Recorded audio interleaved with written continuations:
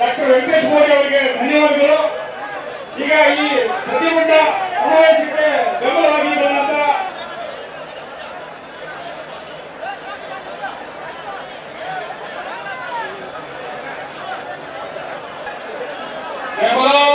सेवालाल महाराज की, जय बोलो भारत माता की, जय बोलो सनातन धर्म की।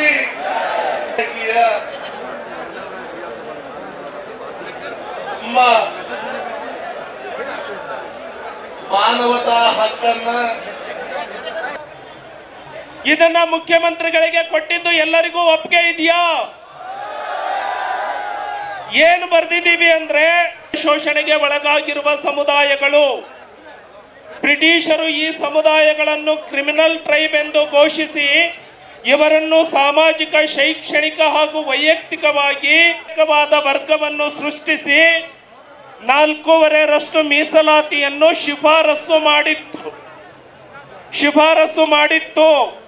ಹಾಗೂ ಅಲೆಮಾರಿಗಳಿಗೆ ಸ್ವಾಮಿ ಅವರ ಉಪಸಮಿತಿಯ ಶಿಫಾರಸನ್ನು ಕೈಬಿಟ್ಟು ನ್ಯಾಯಮೂರ್ತಿ ನಾಗಮೋಹನ್ ದಾಸ್ ನೇತೃತ್ವದ ನಂತರ ನಾಗಮೋಹನ್ ದಾಸ್ ಸಮಿತಿಯ ಶಿಫಾರಸನ್ನು ಕೈಬಿಟ್ಟು ಸಚಿವ ಸಂಪುಟ ಸಭೆಯಲ್ಲಿ ಮೇಲಿನ 2 ಪ್ರವರ್ಗ ಗುಂಪುಗಳನ್ನು ಮೇಲ್ಕಂಡ 4 ಸಮುದಾಯಗಳ ಜೊತೆಗೆ ಅಲೆಮಾರಿ ಸಮುದಾಯದ 59 ಜಾತಿಗಳನ್ನು ಒಗ್ಗೂಡಿಸಿ ಜಾತಿಗಳಿಗೆ ಕೇವಲ 5% ಮೀಸಲಾತಿ ನೀಡಿ ಸ್ಪೃಶ್ಯ ಜಾತಿಗಳು ಎಂದು ಹಣೆಪಟ್ಟಿ ಕಟ್ಟಿರುವುದು ಅಸಂವಿಧಾನಿಕವಾಗಿದ್ದು ಮೀಸಲಾತಿಯಿಂದ ಹೊರತಪ್ಪುವ ಹುನ್ನಾರ ಆಗಿದೆ.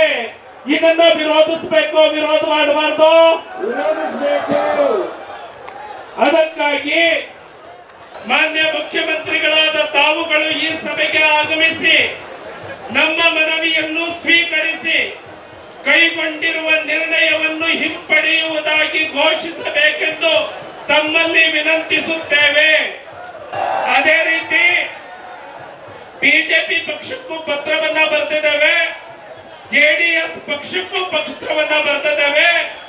ತಾವು ಬರಬೇಕು, ಮಾಡ್ತಾರೆ, ಮಾನ್ಯ ಶಾಸಕರುಗಳು ಮಾತಾಡ್ತಾರೆ, ಮಾಜಿ ಶಾಸಕರುಗಳು ಮಾತಾಡ್ತಾರೆ, ಪರಮ ಪೂಜ್ಯ ಸ್ವಾಮೀಜಿ ಅವರು ಮಾತನಾಡ್ತಾರೆ.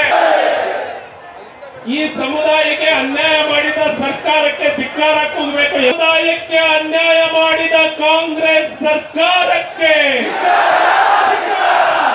ಈ ಸಮುದಾಯಗಳಿಗೆ ಅನ್ಯಾಯ ಮಾಡಿದ ಕಾಂಗ್ರೆಸ್ ಸರ್ಕಾರ